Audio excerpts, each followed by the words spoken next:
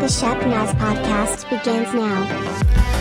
Hey, welcome in. It's the Shepnaz podcast, a podcast by Shepherd Church. Everything we do here is to connect our community in a meaningful relationship with Christ, and we're expecting great things. My name is Joey. I'm one of the pastors here at Shepherd, and I'm joined today by Pastor Rob Hall, the lead pastor here, but not to talk about things that happen necessarily here on our campus at Shepherd, but something that we get to be a part of by being a part of the Church Nazarene, and something that Pastor Rob is uniquely passionate about. And so that's what we're going to talk about today. So Rob, thanks for being here, man. Oh, thank you for allowing me the privilege of being with you in my office. In your office, yeah. Okay, so we're going to talk something a little bit different than normal. Mm-hmm. And we just want to frame it like this. Shepherd is a part of the Church of Nazarene.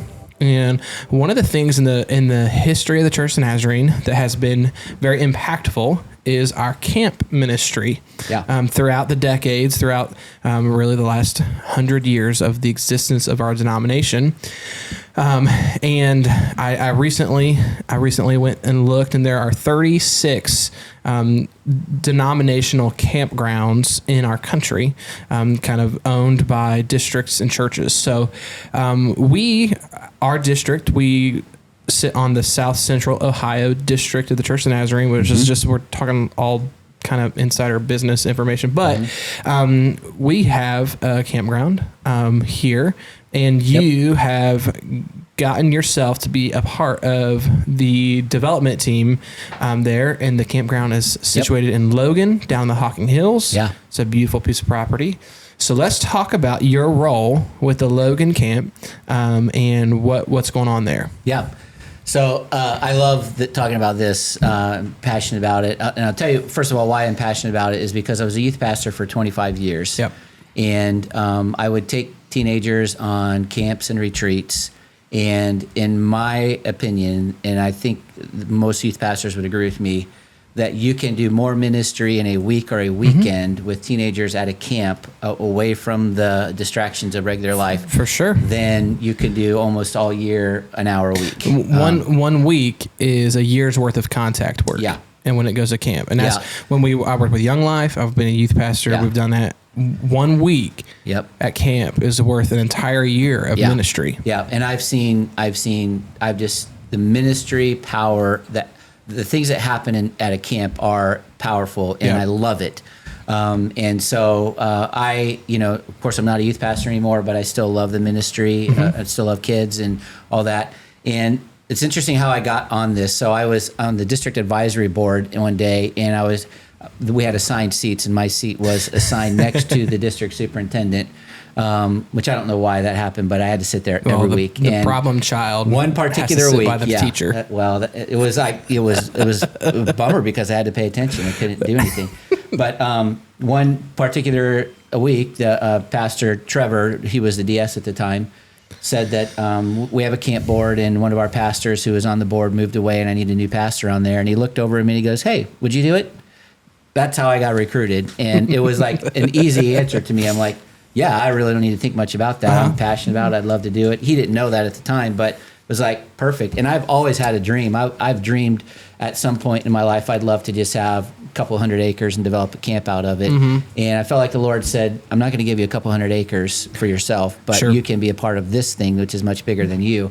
And so I'm like, I am all in. I love it. So I go to my first meeting, and I sit there, and somebody gave the district $10,000. They were going to build a cabin, and so they were going to put it someplace that I thought that was not really a good place to put it. So I asked the question, like, why are we putting the cabin there? They're like, well, people will be able to, they had all these answers. And I'm like, well, where are the other ones going to go? And they're like, what other ones? I'm like, well, where's the other stuff going to go? Like, what other stuff? I'm like, do we have a master plan for this thing? And we didn't. And so I just, by virtue of asking all the questions that didn't have answers, I ended up being the guy who they're like, why don't you be in charge of this? And so I'm like, oh, okay, I would love it. It's just this one step at a time. The Lord just kind of kept drawing me in deeper. So we created a master plan, and we have 667 acres in Hocking Hills. There's a river that borders our property. There's a creek that runs through it. There's hills and woods and fields and flat places and everything you could ever want in a piece of property. It's amazing. And we haven't fully developed it. There's a few things there, but we put together a master plan to develop it, and I'm excited about it. We just need $14 million, and that's it. We'll be off. But God's doing it. I mean, we already have just under $1 million almost, and we haven't even asked for money yet. And God's doing some really cool stuff. So yeah, I love it. I'm excited about it, and thankful that God's given me the opportunity to be a part of it. Yeah. So when we talk about, building out this Logan camp and the purpose of it being that we want it to be a place where people encounter God. Yep. And so traditionally in youth ministry and kids ministry, it's been through camp ministry, also through camp meetings and family camp, things like that. But what are some what's the vision that you kind of have for the campground? And as we're kind of progressing through, you said we just had a little under $1 million that has been donated already. Yeah. Like what's going to happen at the Logan camp? Yeah, so the goal is that we would create a world-class camp where people come to this place from all over the country because it's so great. But we want it to be a 365-day-a-year camp. And typically when you think about camps, it's like, oh, you got camp meeting, you got it 1 week in the summer or whatever. But if we develop this piece of property correctly, it can be busy 365 days a year. There's community organizations, schools, businesses, sports teams, churches, all kinds of places that need this kind of facility. So we're trying to build it out so that it'll be busy 365 days a year. Would love to do spiritual programming all summer long, every week, and just run it and have kids, just have youth pastors bring their kids and children's pastors bring their kids where we run the camp with college kids from our universities. Be a great place for them to get ministry experience and stuff.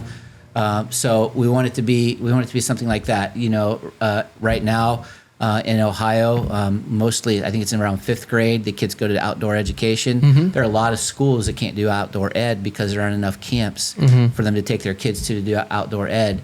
So it would be an incredible place. But yeah, I mean, the place is beautiful. You can go down there and you can experience God just by getting out of the car and walking around. Let alone you provide some really intentional programming and activities to help kids interact with each other and God and nature and all that stuff. So there's no limits to this. We want it to be something that's used all the time. We're not developing it for 1 week for camp meeting. We're doing it for 52 weeks out of the year. So what's going on right now? Yeah, so now we have, we're in the first phase of our master plan. So we have a big building down there. It's not really a building, sort of a building. We call it the Marshmallow. It's like one of those giant, it's a sprung building, if you know what that is, but it's like a canvas shell. And it's the primary meeting space. It holds 400 or 500 people, but that's really about it. We have some cabins that people can rent that in terms of families. But if you want to take a couple hundred kids down there or something, there's not really a place to do that. So our first phase, we're building 8 cabins. They'll each sleep 20, so we'll be able to sleep about 160 kids. Of course, if you build cabins and kids come to spend the night and sleep, got to have a place to go to the bathroom. So we're working on shower houses. And then if they come, spend the night, you got to have breakfast and lunch and dinner. So the dining hall is next. So we're working on all those plans. We're in the architects the plans for the cabins are done. They're being turned in maybe as we speak to the state of Ohio for approval. The shower houses, they have one more thing to do on those plans. And of course, there's all kinds of infrastructure stuff, like we've got to add a water and sewer line and electrical and all that kind of stuff, and a new road, but we're doing that. And so for the cabins, we envisioned about $1 million to build all 8 cabins. And that was what the architects told us. So we were sitting around one day at a meeting and said, there's so much wood around here. And this was like right when building prices were going so high. It would be really cool if we could just cut our own wood. And one of the guys across the table goes, well, I just met a guy who's got a portable sawmill yesterday. And they're like, hey, bring him to the meeting next time. And so long story short, this summer we pulled trees off of the floor in the forest, oak and hickory trees, and milled them, and we cut a few trees, not very many, and we cut 86,000 lineal feet of lumber, which would be worth $550,000. And the lumber to build the cabins is sitting in a shelter house drying right now, ready to go in the fall or in the spring. Nice. So within months, when these plans come back and get approved, we're ready to start moving dirt, pour the foundations, and start building the cabins. And the cool thing about it is that we're planning to build the cabins like work and witness style. Like they're big, they're cabins and they're cool and all that kind of stuff. But I think it's going to be kind of like a Lincoln Log project where we can get people to do it and show up. And we'll build 8 of them. So we'll just go kind of like, mass production line kind of deal.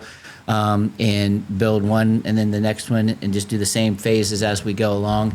And we want people to help come and do it. And I think that'd be really cool to provide ownership. And so by the time we're done, we'll have built these cabins, and the wood for the cabins will come off of our property. The labor would have come from the people here. And so I just think that will help us to have a lot of ownership on the district, which we need because we've had the property for about somewhere between 25 plus years. And we haven't really developed it. And so there's been a lot of people who are like, when we sold the property, we used to have property on Morse Road here, not too far from us, is where the campground used to be. But I mean, we were having problems with, it was on Morse Road, across from, it wasn't working out great. And it's all developed now anyway. But we sold that property, bought this property, but it's been 25 years since we've developed it. So It's time. And so we're ready to do it, get it going. Each month, our church gathers for an intentional time of prayer. Ignite happens on the first Tuesday of every month. We begin with expectant worship and then move into a time of prayer led by Pastor Rob. March 7th is the next Ignite from 6:30 to 7:30 p.m. Plus, we've even got programming for your kids. We'll see you here at Shepherd on March 7th for Ignite. Maybe you've been hanging around Shepherd Church community for a while, or even just a short bit, but have you become a member yet? Join us on Wednesday evening, March 8th at 6:30 p.m. to find out about church membership. In this class, you will learn all about our church, what we believe, and what church membership means. If you're ready to take this step, email podcast@shepnaz.org and let us know that you'd like to sign up, or check the box on the connection card. We want to get to know you. Each month, we've got an opportunity. If you're new around here, you're invited to Pizza with the Pastors at Massey's Pizza in Gahanna. The next one happens Monday, March 20th. You can RSVP by emailing Pastor Rob at rpaul@shepnaz.org. We're looking forward to seeing you and your family there. I can think of most of the significant experiences I've had as a youth pastor have been in experiences that are like camp, that are at camp. And to provide that for people is really thing. And the camp ministry is really a dying ministry because when we haven't put a lot of resources into it. And most places the resources are drying up. And so to be able to have something that we could offer, to be able to invest in it and understand that it's worth it, it's a gift. And the problem is that there's not enough camps for people to use. Right. So, but they're disappearing. The interesting thing is that this generation, the younger generations, millennials, Gen Z, that kind of stuff, they love nature, getting back to that. And so, and even families, but there's so many people who have not had the opportunity to connect with nature. For just a real quick story, Mike Fluhart, our school principal, was telling me that he was principal at an inner city school prior to coming here. He took kids on a field trip to Ohio Christian University, which is in Circleville, Ohio. Put them on a bus. These are kids from the inner city. Put them on the bus. They drove the bus down 23 through a couple country roads to Ohio Christian University in Circleville. And Mike says the only thing that those kids talked about was that they saw cows in the fields on their way to college. And they had never even seen cows. Most of those kids had never seen a live cow. Man. And we have a lot of kids who, live in the cities who just don't have there's just not the resources to get out. But like you said, as a youth pastor, there's such great value in getting away from all the distractions that we have, getting into an environment where you can just focus on God in a beautiful environment where God is so plainly present as well. And then to get a youth pastor who's intentional about helping kids experience God is a life-changing experience. And I don't know, I mean, we were talking about it a couple weeks ago. I don't know if our listeners saw, but, Forbes put out a list. Also, our camp's in a pretty nice spot. Forbes put out a list of the top 50 places to visit in the world and the they Hocking did. Hills. This is true. This is hit true. Top 5 It was number 2. Hocking Hills was number 2. in the world, guys. Yeah, and the really cool thing about us having this property there, Hocking Hills is the second most visited place in the state of Ohio. Cedar Point is first. Yeah. And it's within driving distance of, I can't remember exactly what it is, but it was like 30 or 40% of like the population of the country is within driving distance of the Hocking Hills, because you got all of Kentucky and West Virginia and Ohio and Indiana and Pennsylvania, there's a lot of people in those areas. So it's in a beautiful location, beautiful place. The property is just absolutely incredibly beautiful, and it's really cool. Good. So I'm excited to be a part of it. Well, how can people get involved and be involved with what's happening at the Logan Camp? Yeah, so there's 2 ways that people can be involved, and I would love it if you would do this. I have a email list that I send out regular updates to people, prayer updates, just what's going on. If you'd like to be added to that newsletter, e-newsletter, just send me your information at our email, podcast@shepnaz.org, and just say I want to be in on the newsletter, and I'll put you on there. And as I send out regular updates, you'll get them, and so it'll remind you of things to pray. But the other thing is that the camp currently has a name that no one likes. It's called Logan Conference Center, and the only thing that's true about it is that it's in Logan. Like it's not a conference center. And so we're changing the name. We'll be changing the name in April. But before we do that, we've opened it up. There's a contest to name it. And if you'd be interested in entering some names for the camp, we've opened it up to anybody. And if you'd be interested in joining in the contest and you have some suggestions, you can enter as many names as you want. Email me again at podcast@shepnaz.org. I'll send you a link to the form that you can fill out. And the winner will have naming rights, and you'll get all kinds of gear and free nights, free times to stay at the campground and all that kind of stuff. So we're looking forward to a new name that will not be Logan Conference Center. So anything you can come up with, we're looking for some cool stuff. And we'll add those links for the update and for the Conference Center naming contest in the show notes that you're listening to or on YouTube. Show notes? Sweet. Not those show notes, but Oh, okay. Yeah, but great. So you can click those, and that's where you can find them. Email us too, and we'll get you situated there. Yeah. Anything else when it comes to the camp ministry that you can? This summer, if you're interested, we're going to be. I think we're going to be building, and so we'll be spending some time down there. And if you'd like to volunteer, let us know. Put you on the list. You can come down and run a screw gun or a nail gun or lift stuff or whatever. We'll take whatever you can do, we'll take. So awesome. Well, hey, thanks for giving us the updates.